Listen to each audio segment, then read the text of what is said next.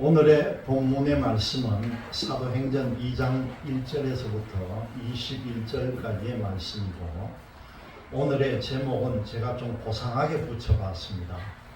바람같이 불같이. 여러분, 바람같이 불같이 임하는 성령님을 여러분들 오늘 체험하시기를 바랍니다. 오늘은 성령 강림주일로 지키고 있습니다. 예수님께서 부활하신 후에 40일째 되는 날까지 제자들과 같이 사역을 하시다가 이제 이 지상에서의 사역을 마치고 예수님께서는 하늘로 성천을 하시는 거예요. 모든 사람들이 보는 앞에서 예수님이 하늘로 올라가십니다. 이 장엄하고 극적인 순간에 제자들에게 예수님께서 의미심장한 말씀을 남깁니다. 뭐라고 하느냐 하면요, 너희들이 예루살렘을 떠나지 말고 나에게서 들은 바 아버지께서 약속하신 것을 기다리라.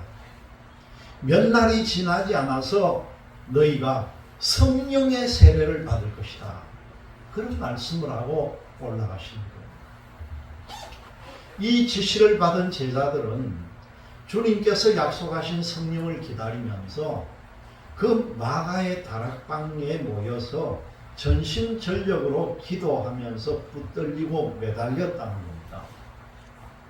이렇게 합심해서 성령의 오심을 사모하면서 기도하기를 열흘이 흐른 후에 오순절날, 부활 후 50일째가 되던 그날에 오순절 시작과 함께 마침내 약속하신 대로 보혜사 성령께서 하늘로부터 기이한 현상을 동반하면서 역사하기 시작을 한 겁니다.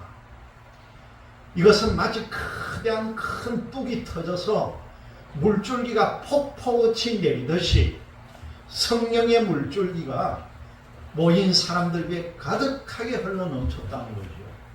그것이 뭐냐? 바람같이 불같이 임했다는 겁니다.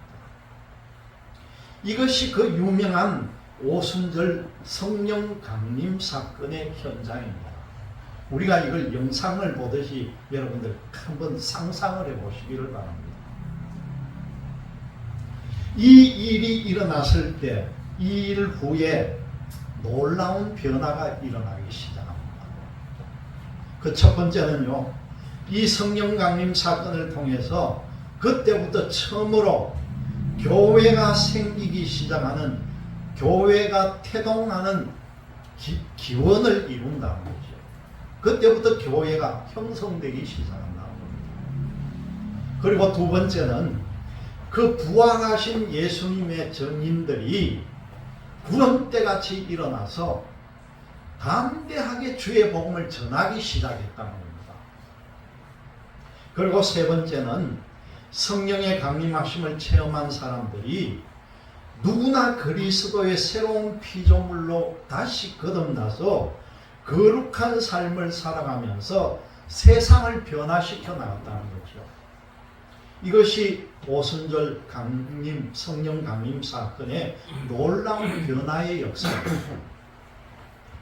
오늘 우리가 읽은 본문은요, 초대교회가 어떻게 해서 형성되었는지를 자세하게 우리에게 알려줍니다. 교회가 시작되는 것은 이 성령의 강림과 더불어서 서서히 그 모습을 드러내고 있다는 거죠. 성령의 역사가 있었기 때문에 교회가 세워지고 주님의 권능이 나타나고 복음 전파가 시작이 되었다는 사실입니다. 그렇기 때문에 교회는요, 언제나 성령이 충만히 역사하는 곳이 되어야 한다는 겁니다. 성령이 없는 교회, 성령이 떠나간 성도의 삶은 마치 에너지가 다 빠져 없어져 버린 건전이나 동력이 끊겨버린 물이 있어야 흘러내리는 그 물레방아처럼 물 없는 물레방아가 같다는 것이죠. 모든 활동이 그대로 중단될 수밖에 없다는 겁니다. 성령이 있어야 움직인다는 거예요. 성령은 역동적인 힘이 된다는 거죠. 주님의 일을 하려면 여러분 성령 체험이 있어야 합니다. 성령이 임해야만이 우리가 영과 진리로 주님이 기뻐하시는 예배를 드릴 수가 있고요. 성도들이 능력과 은혜를 힘을 입어가지고 기동할 수가 있다. 움직일 수가 있다는 겁니다. 한마디로 말씀드려서 교회는 성령을 떠나서는 존재할 수가 없다는 사실을 꼭 믿으시기를 바랍니다. 교회가 제기등을 다하면은 기본적으로 이런 시설도 갖춰야 되고 또 조직들도 유기적으로 잘 움직이는 것도 바람직한 일입니다. 그리고 좋은 프로그램을 만들어 가지고 서로 성도들을 잘 양육하는 것도 꼭 필요한 일들이죠.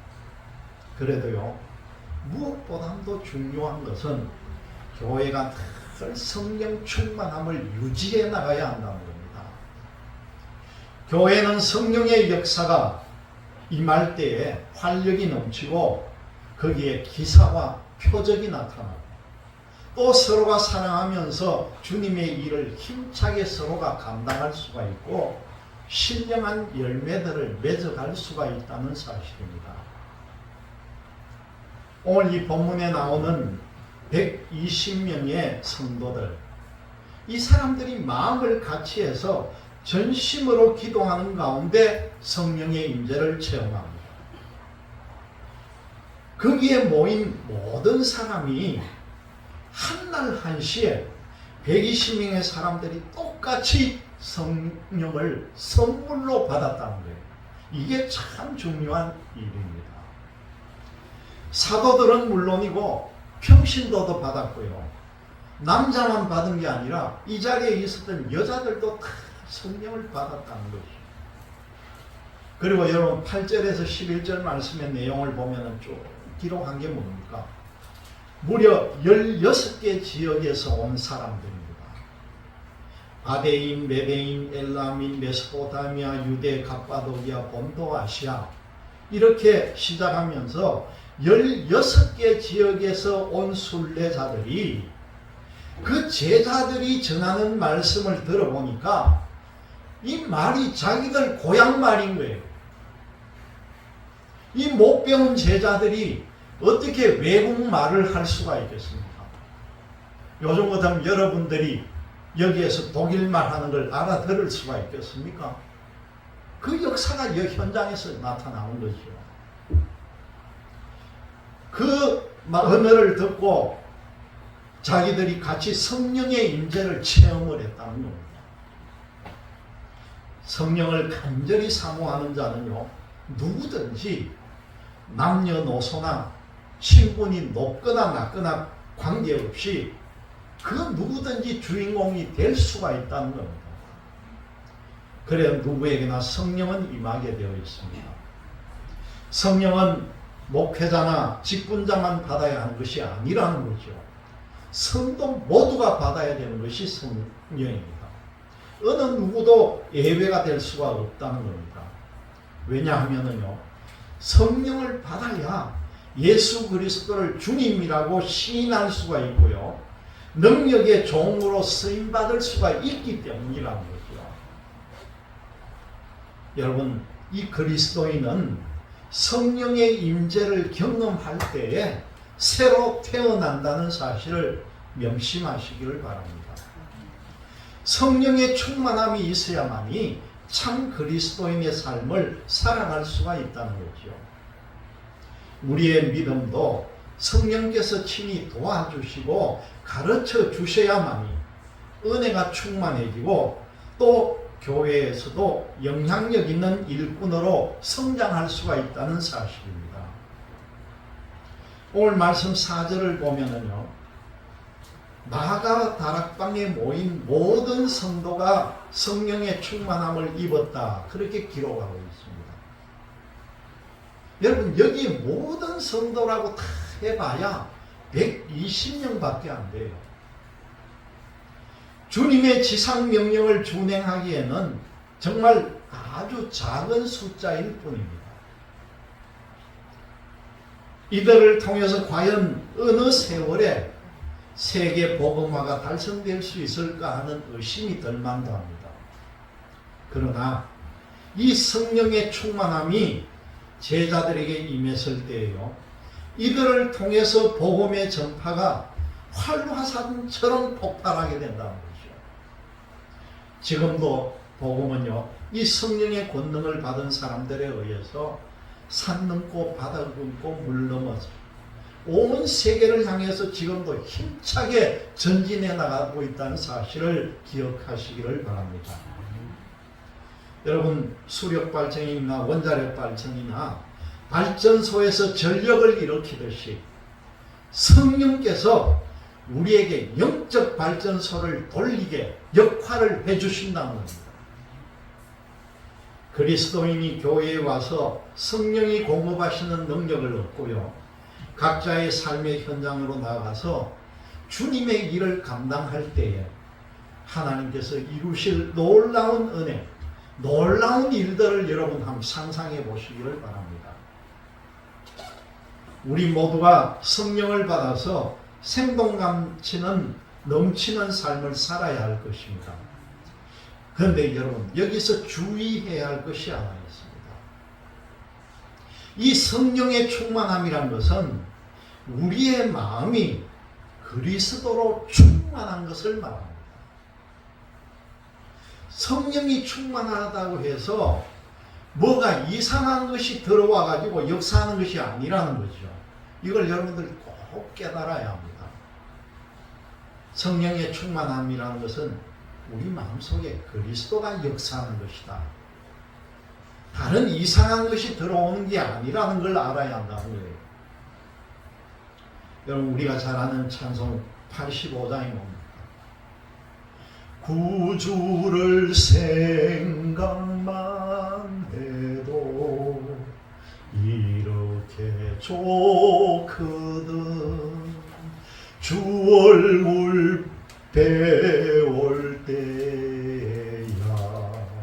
얼마나 좋으랴. 여러분, 이런 고백이 나와야 되는 겁니다. 주님을 생각만 해도 이렇게 좋은데 그 주님의 얼굴을 내가 볼 때는 얼마나 좋을까, 이런 감격이 여러분들에게 있어야 한다는 거예요. 주님을 가만히 떠올리기만 해도 그 사랑의 감격에서 기쁘고 흐뭇한 기운이 샘솟듯이 솟아나고 그 은혜가 내게 넘침으로 평화를 누리고 감사가 그치지 않는 것, 이것이 바로 성령 충만한 것이 아니고 뭐가 성령 충만입니까? 그렇다면 성령의 역사가 어떻게 임하는가 하는 거죠. 성령의 역사는요, 사람에게서 시작되지 않는다는 겁니다. 여러분, 오늘 본문 2절 말씀이 뭡니까? 호련히 하늘로부터 급하고 강한 바람 같은 소리가 있어 저희 앉은 온 집에 가득했다는 거예요. 인위적으로 하는 것이 아닙니다.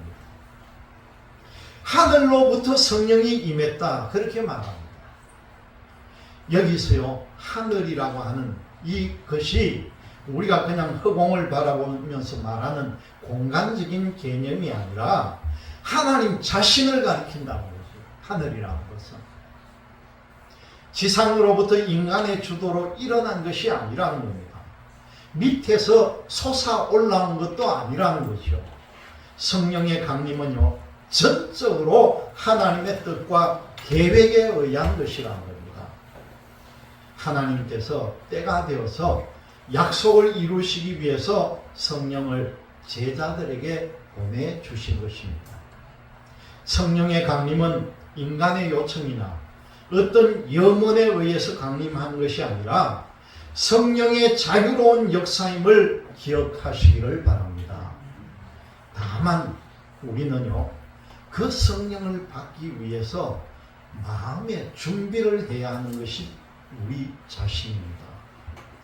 성령께서 모든 것을 전폭적으로 성령께 모든 것을 전폭적으로 의지하고 기꺼이 성령의 지배하에 들어갈 때에 성령의 임재가 이루어진다는 사실입니다.